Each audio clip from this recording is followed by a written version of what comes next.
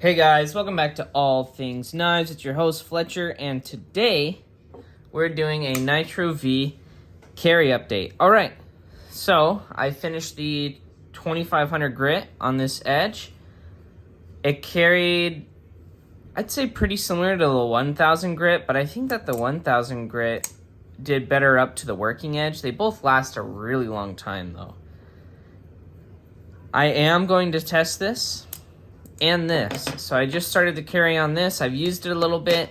The geometry in the back is about as thin as it is on this, but in the front it gets thicker. So, and I've noticed that that does play a part in the edge retention, especially on this being a low carbide steel. I'm going to test both on cardboard. I'm actually probably going to the store in 10 minutes to pick up some cardboard to do an edge test. I'm guessing this is going to land in the 200s on cardboard. That's what I'm guessing. I'm going to do the 1000 grit freehand. I'm going to do 1000 grit freehand just like I was carrying. I am switching up my testing protocols, but I'm going to cover that in the video. And then I'm going to carry this guy, which was and still is, a custom knife made by Northern Knife Works. That's his insignia there. It's a good little testing blade there.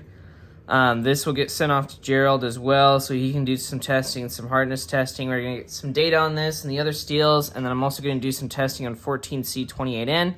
I don't exactly know when, though, but I definitely want to test this, because from feel, I think this is going to smoke 14C28N. I am going to compare it to some of Gerald's data as well that they have on their spreadsheets. All right. But yeah, it performed really well. It breaks down different, but I will say that it feels like the 1000 grit on the Waterstone maybe lasted a little longer.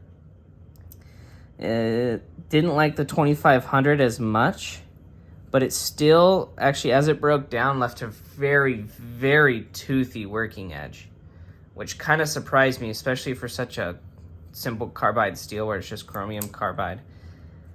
This steel is definitely punching above its price range from the way it feels, which is never a bad thing. Never, ever a bad thing. But yeah, so that's the carry update. I used this. Oh, actually, just to let you guys know what I was using it on. I was scraping a ton, opening packages. Oh, zip ties. I was cutting zip ties where I had to go like this and then boom, pop it through the zip tie, and they were on shopping carts, so I was either hitting metal or hard plastic.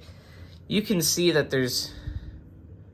you guys can see that there's not much at all. Actually, there is no sign of chipping or anything like that, so that, I mean, that's a tough steel right there. I cut, oh gosh, maybe 20, 30-ish zip ties. I scraped 2 stickers off. I was scraping stickers. I was opening plastic packaging. I was able to actually open some cardboard boxes too. So I actually did get a lot of use out of this. And this actually maintained a pretty good edge. Whereas my friend Ted was using his S30V, and he said that it was smoke afterwards. But I think he cut more zip ties than I did. So that kind of gives you an idea. Seriously, like nice thick orange zip ties. I literally had to go like this and push really hard to get through them, and I had to pop them like this. I seriously had to slap my blade through them. Let's see, and then we were cutting the pull noodle material, which is no sweat for your blade.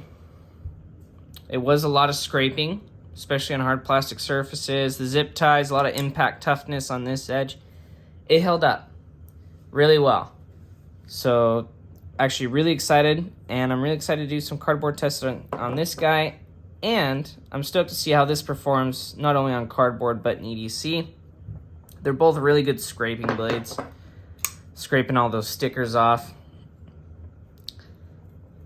The finer edge did scrape the stickers off better than the 1000 grit edge.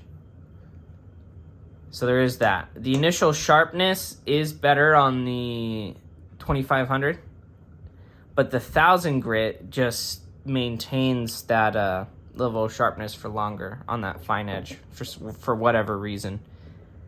But yeah, these have both been sharpened. This one I'm running on the 1000 grit Waterstone edge just because it felt the best. Something about it on that Waterstone felt the best. Probably the polish.